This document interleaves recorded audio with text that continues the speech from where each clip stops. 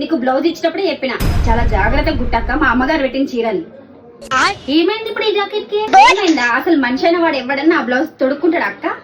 అసలు ఏమైందో చెప్తే కదా అక్క కుట్టేది. అసలు నువ్వు ఈ పైసలు అయితే బరాబర్ తీసుకున్నావు కదా అక్క. ఏమైందో నీకు అసలు టైలరింగ్ రాకపోతే షాప్ బంద్ చేసుకొని కూసో. ఏమైంది? అంత మంచిగానే ఉంది కదా.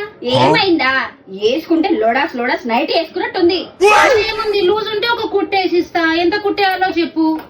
దానికి ఇన్ని మాటలు అనడం అవసరమా? పైసలు తక్కువ ఇచ్చినప్పుడు తర్వాత మళ్ళీ అడిగి తీసుకుంటావు అక్క. నువ్వు బరాబర్ తీసుకుంటావు కదా అక్క. పైసలు ఒక్కటేసారి ఇస్తే తీసుకుంటావు కదా అక్క నువ్వు. ఇంత పెద్ద మాట అన్నాడు సార్ ఆడు. ఎంత వేయాలమ్మా? ఇంత వేయాలా? అంత కాదు. ఇంత? ఆహా, ఇంకా తగ్గి. ఇంత లేదక్క, అంత కాదు. ఇంత చీమ కాలంత వేయు. చీమ కాలంత కుట్టేయాలా? అంత లూజ్ అయిందా నీకు? ఆహా.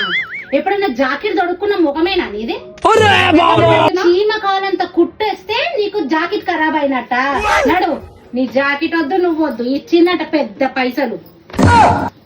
అయ్యే కుట్టే నీకేందక్క ప్రాబ్లం? చీమ కాలంత కుట్టంట.